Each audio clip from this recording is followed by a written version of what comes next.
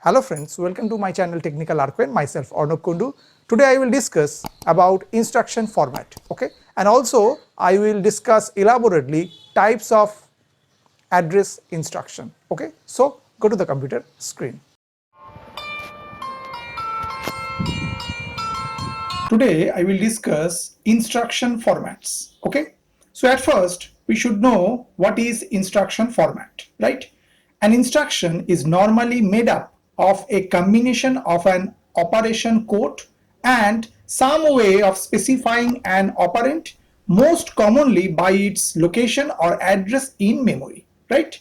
The format of an instruction is usually depicted in a rectangular box symbolizing the bits of the instruction as they appear in memory words or in a control register, right? The bits of the instruction are divided into groups called fields, right?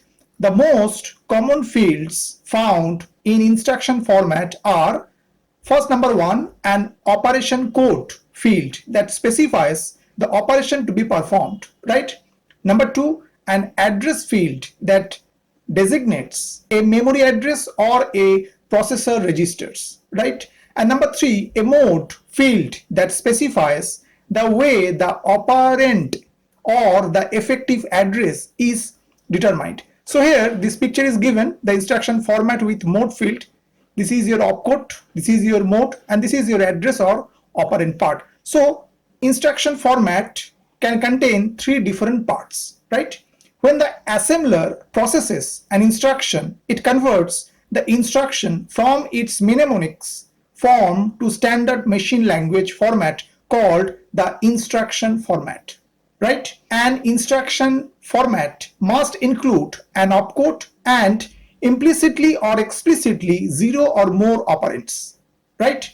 Each explicit operand is referenced one of addressing modes, right? Format must implicit or explicit indicate addressing mode for each operand, okay? For most instruction sets, more than one instruction format is used, right? Now I talk about types of address instructions, right? There are four types of address instructions are there, and they are: number one, 3 address instruction; number two, 2 address instruction; number three, 1 address instructions; and number four, 0 address instructions, okay? Computers may have instructions of several different lengths containing varying number of addresses. The number of address fields in the instruction format of a computer depends on the internal organization of its registers, right? Most computers fall into one of 3 types of CPU organizations, and they are: number one, single accumulator organization; number two, general register organization; and number three, stack organization, okay? So I will discuss each and every address instructions one after another. So at first I discuss 3 address instructions, right? Memory addresses for the 2 operands and 1 destination need to be specified, okay? It is also called general register organization. So if we take an example for an instruction, suppose add and provide R1, R2, R3, okay? To denote the operation R1, store value of R2 and R3 value, just add and store into the R1, okay? Computers with 3 address instruction formats can use each address field to specify either a processor register or a memory operand, okay? The program in assembly language that evaluates, suppose the example is given x equal, and within bracket provide a plus b, and within bracket provide c plus d, and then multiply these two expression, okay? And the above expression is shown below together with commands that explain the register transfer operation of each instruction, okay? So here we provide some assembly language. Just write add R1, A, B means the value of A and value of B is add store into R1, and then write add R2, C, D. Same way C and D value just add and store into R2, and then mul x, R1, R2. Then R1 value and R2 value multiplied and store into X. Just provide here R1, store what? operand at memory address symbol by A and operand at memory address symbolized by B. Just add and store into R1. Same way, operand at memory address symbolized by C and operand at memory address symbolized by D, just add and store into R2. And at last, the R1 and R2, whatever the value stored into there, just multiply it and store operand at memory address symbolized by X. Okay, it is assumed that the computer has two processor registers. Just use here R1 and R2, and the symbol M and within third bracket A denotes the operand at memory address symbolized by A, and same way denote M within third bracket B and M within third bracket X. So here the three different addresses used. That's why this instruction is known as three address instructions. Okay. Now I talk about two address instructions. Two address registers or two memory locations are specified here. Okay. Assumes that the destination address is the same as that of the first operand. Okay. So just instruction is given at R1, R2. So here only two addresses is given within that instruction, right? So to denote the operation, R1 plus R2 just store into the R1. Okay. Only register addresses for R1 and R2 need to specify it in these instructions. Okay. That means for two address instruction is concerned, only two memory addresses needed. Okay. Two address instructions are the most common in commercial computers. Okay. Here again, each address field can specify either a processor register or a memory word. Okay. The program to be evaluated, suppose we provide the same examples of the previous one, x equal within first bracket a plus b and within first bracket c plus d, and multiply these two expressions. And now what happened if we just write the assembly language? So at first move r1 comma a means a stored into r1. Now add r1 comma b means the value of b at the last value of r1, add and then store within the register r1. And now move r2 comma c means value of c stored into r2 register. And next add r2 comma d means the value of d and the last value of r2, add and then store to the register r2. Next mul r1 comma r2 means the value of r1 and r2, just multiply it and store into r1 register. And next move x comma r1 means the value of r1 just store into x. So just explain here. So same way, the operand at memory address symbolized by a just store within the r1 register, and now the last value stored within the r1 just add with the operand at memory address symbolized by b and store within the r1.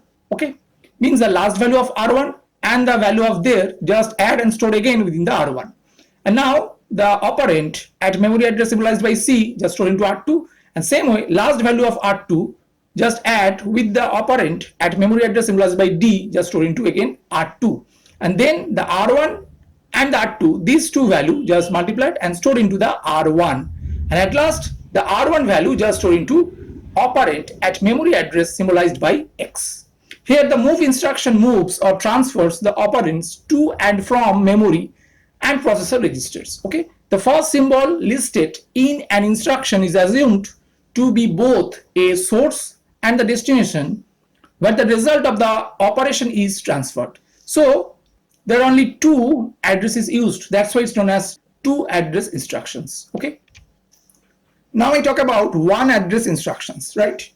One address can be a register name or memory address, also known as single accumulator organization.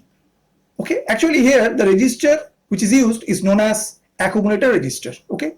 It uses AC register for all data manipulation. So instruction is like that at X. If we just denote that operation in that way, AC means AC is your register where the value is stored what? The last value of AC and the operand at memory address symbolized by X, just add and store within the AC. Okay. One address instructions use an implied accumulator register for all data manipulation. For multiplication and division, there is a need for a second register. However, here we will neglect the second and assume that the AC contains the result of all operations. So only one register is used, means only one memory location is used. That's why the instruction contains only one address. So that's why this is known as one address instruction. So if we take an example, same example, x equal to within first bracket a plus b and within first bracket c plus d, and then multiply these two expressions. So this is your assembly language. At first write load A means operand at memory address symbolized by A stored into AC register. Okay. Then add B means the last value of AC register just add with operand at memory address symbolized by B and store again within the AC. Okay. That means the current AC value is the addition value of A and B. Okay. Now store T. Now the value of AC register is just stored within the operand at the memory address symbolized by T. Now load C again. So operand at memory address symbolized by C store again within the AC register. And then add D means the last value of AC register just add with the operand at memory address symbolized by D within the AC register as its current value. Okay. Then mul T means the last value of AC register just multiplied with the operand at memory address symbolized by T within the AC register. Okay. And next store X means the last value of multiplication value which is stored within the accumulator register just stored within the operand at memory address symbolized by X. Okay. All operations are done between the AC register and a memory operand. Okay.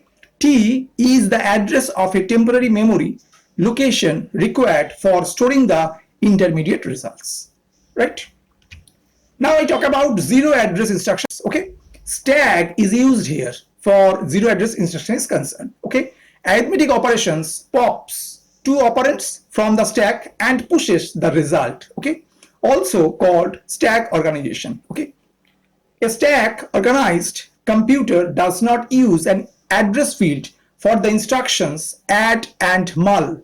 Okay. The push and pop instructions, however, need an address field to specify the operand that communicates with the stack. Okay. The following program shows how x equal within first bracket a plus b and within first bracket c plus d just multiplied these two expressions will be written for a stack organized computer. Okay. So here we just provide some stack algorithm how we do this expression using this stack, because for your zero address instruction is concerned we can solve this problem using stack organization. Okay. So in that case we should know what is a stack. Stack is a data structure where the data are stored in form of LIFO format.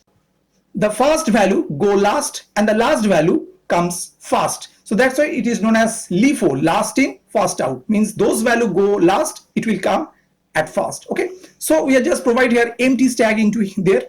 So when we push or we pop something, we are just organizing to there. At first we are provided push A. It means the value of A just stored into TOS. TOS means here stands for top of the stack. So this is your first top, second top, third top, in that way is going on. Okay. When we just execute this push A, should be the push A. Okay. Means this position is your toss. Okay. Now push B. So it will be that position there. Next add. So what happened? The last two operand should be pop up and do the operation and store the result within the stack. Okay. Next push C. So this is the push C is concerned, just store into there. Next push D. So again push D is there. Now add. So what happened? Again the last two operand should be pop up and do the operation and store the result into there. Then mul means the last two operand, the result of these two addition just pop up and multiply, and after what? Store within that the last multiplication value at the top, and this is the last value and it will retrieve from the stack. Okay. So before do this problem to solve using stack, we should know this expression is actually in form of infix, means when the operator are present within the operand is known as infix. But when we do this stack organization or we do the stack operation, we should first do to convert this expression into reverse Polish notation or postfix expression. Okay. So if we just convert this particular expression into postfix, so this expression should be there: AB plus, then CD plus, and then asterisk. Okay. So in that pattern, this stack function is just provided to there. Okay. To evaluate arithmetic expression in a stack, computer, it is necessary to convert the expression into reverse police notation. Okay, and the name zero address is given to this type of computer because of the absence of an address field in the computational instructions. Okay, reverse police notation of the above arithmetic expression will be like that: ab plus, cd plus, and asterisk. Okay, and in that way we can just store the data within the stack and we get the result. And this particular instruction is known as zero address instruction. Why? A stack organized, a computer does not use an address field for the instructions add or mult like operation. Is just used by the stack organization. Okay. I hope that you have understood today's topic. For more videos, keep watching my channel Technical Arquin. Thank you and bye bye.